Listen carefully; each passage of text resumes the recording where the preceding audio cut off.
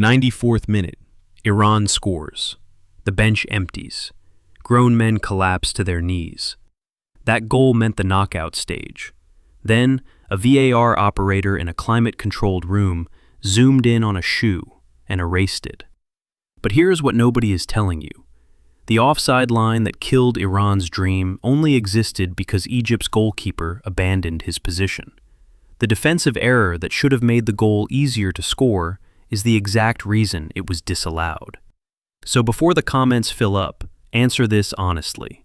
If a goalkeeper leaves his line and creates an offside that wasn't there, should that goal stand? Picture the scene. Iran and Egypt, locked at 1 goal apiece, deep into 4 minutes of added time. Iran win the ball in transition, play a perfectly weighted through ball, and their forward beats the Egyptian defensive line in full stride. The shot is clean, the net moves, the stadium detonates. For approximately 90 seconds, Iran were through to the round of 16. Players sprinted from the technical area. Fans who had flown thousands of kilometers to be in that stadium were already calling family members back home. Then the center referee raised his hand, pressed his earpiece, and the celebration stopped. VAR had intervened. What followed was a 3-minute review that nobody in the stadium understood in real time. Commentators assumed handball. Players assumed a foul in the build-up. Nobody, not the analysts, not the coaching staff, not the Iranian players themselves, anticipated what was actually being examined. VAR was not looking at the ball. They were looking at a foot. The offside line was drawn. 1 player, 1 frame, 1 millimeter of a boot tip ahead of the line. Goal disallowed. Iran reduced from tournament qualification to group stage arithmetic in the span of a single frame-frozen image. Here is the rule that nobody explained on the broadcast. The offside law does not simply say an attacker must be behind the last defender. It says an attacker cannot be closer to the goal line than the second-to-last opponent. In every standard defensive shape, the goalkeeper counts as one of those final 2 players. So the offside line is almost always drawn from the last outfield defender. That is how 99% of offside decisions work, and it is why the rule feels intuitive to most fans watching at home. But Egypt's goalkeeper was not in his standard position.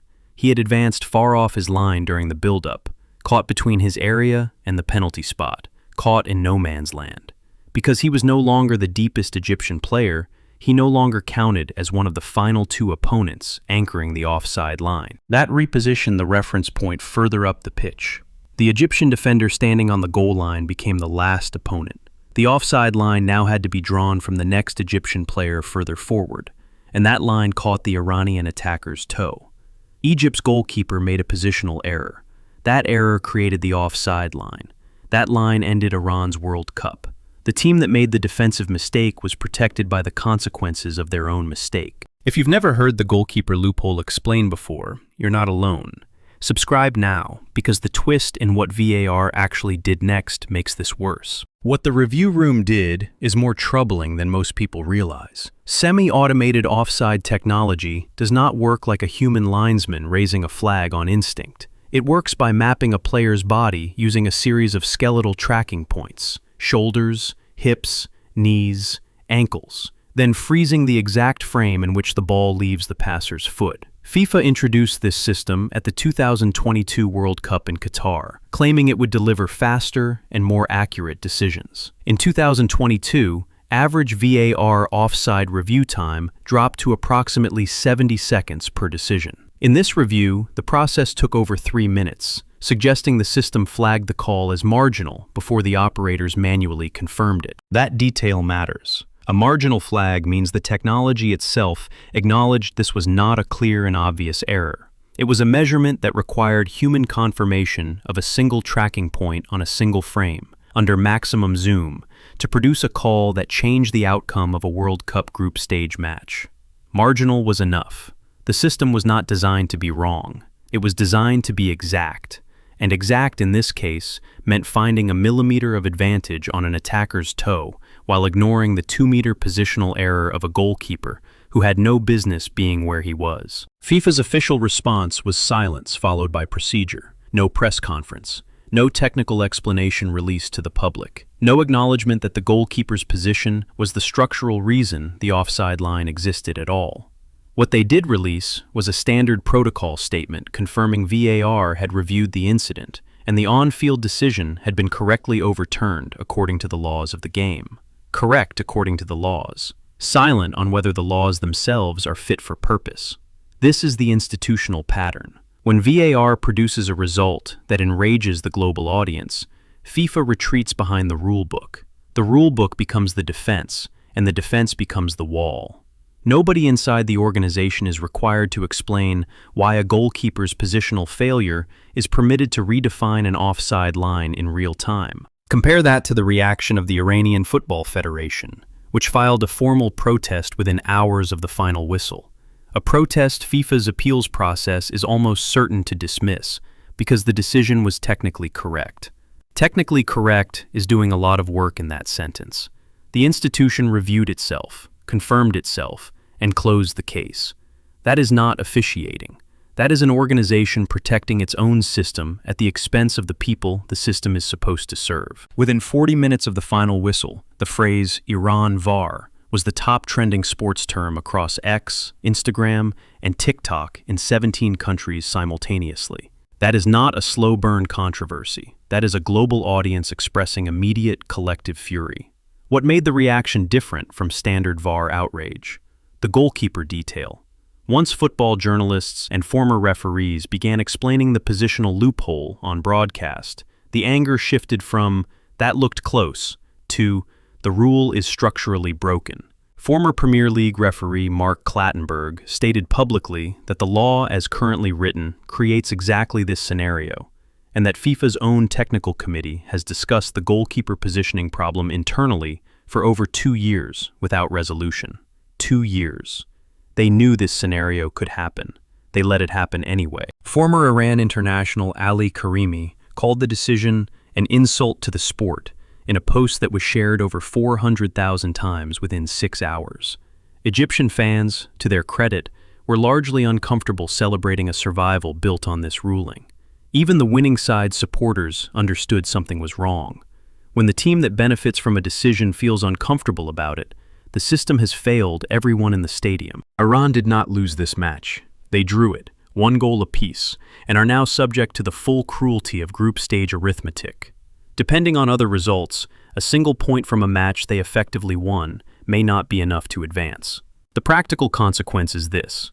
Iran's tournament survival is now in the hands of other teams, other referees, and other VAR booths, none of which they control.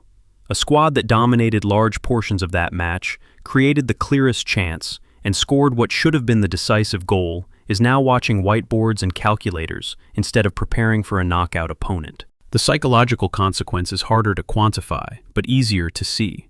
Footage of the Iranian dressing room after the final whistle shows a group of players who were not simply disappointed. They were hollowed out. The specific devastation of people who believed they had earned something and had it administratively removed. That kind of loss does not reset at the next training session. Sports psychology research consistently shows that perceived injustice, not defeat, is the most damaging outcome for team cohesion. Iran did not feel they lost, they felt they were taken from. The difference matters for every match they play from here. Here is the contradiction at the center of this entire story. The offside rule exists to prevent unfair attacking advantage.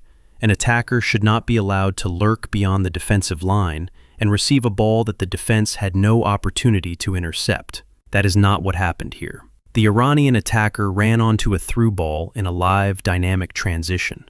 Egypt's defensive line was breached through speed, timing, and execution. Exactly the kind of movement the offside law was never designed to penalize.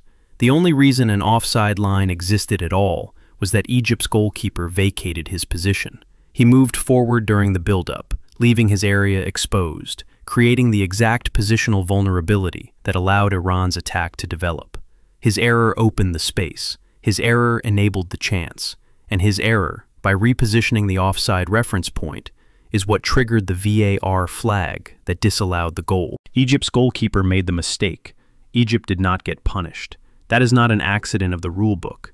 It is a structural flaw that FIFA's own officials have identified and declined to fix. A flaw that, in this case, handed survival to the team whose defensive error created the conditions for it. The law rewarded the mistake it was supposed to prevent. The question FIFA will not answer publicly is the one that defines whether this controversy fades or compounds. Can the goalkeeper positioning loophole be closed? And if it can, why hasn't it been? The solution, discussed at technical level, is straightforward in principle.